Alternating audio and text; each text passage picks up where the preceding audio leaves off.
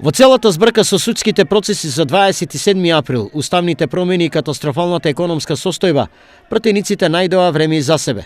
Во име на сите претходни, сегашни и идни пратеници, тие за себе бараат специјални привилегии до крајот на животот. Во случајов, тоа значи гарантирана државна работа по завршување на мандатот и предвремена пензија за мажите на 55, а за жените пратеници на 53 годишна возраст.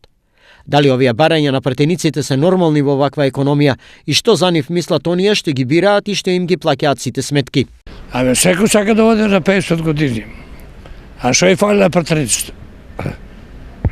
Тата убава, секој си има и фирма плюс тоа, и се што тражат, не ми е јасно.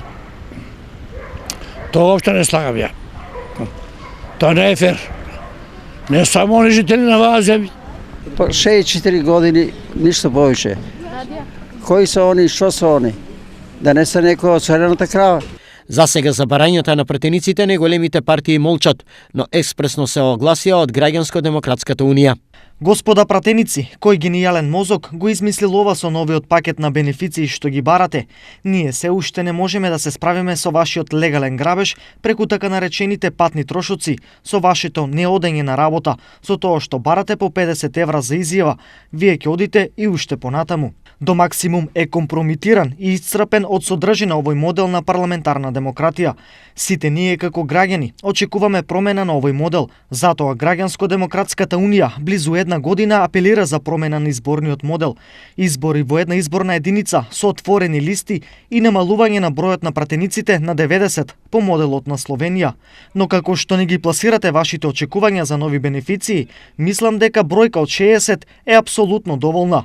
Почитувани сограѓани, оваа политичка тезга треба да се затвори еднаш за секогаш. Клучот за тоа е во вашите раце. Искористете го. Стои во реакцијата од Граѓанско-демократската унија. Доколку во својата намера пратениците успеат, тоа ќе значи нов голем финансиски товар за граѓаните кои досега имаа големи забелешки за пратеничките привилегии. Па према сите нас добро се платени, меѓутоа таква струка е што ако спадне вредноста, нема да сакат да се нафанат на таа работа, веќе ќе нуди пазаро други работи, така да. Они се добро, а не мислат за младите. Младите треба да и дадат повеќе. Освен платите, она што досега на граѓаните најмногу им бодеше во очи беа високите надоместоци за патни трошоци. До пред известно време тие изнесуваа 30% од литар бензин по километар, што на повеќето од нив им овозможуваше годишна екстра за вработувачка и до 30.000 евра. Откако јавноста прилично се возбуди, овие надоместоци им се намалија, но во меѓувреме, пратениците за себе смислија нешто ново и далеку подобро. Привилегии за цел живот.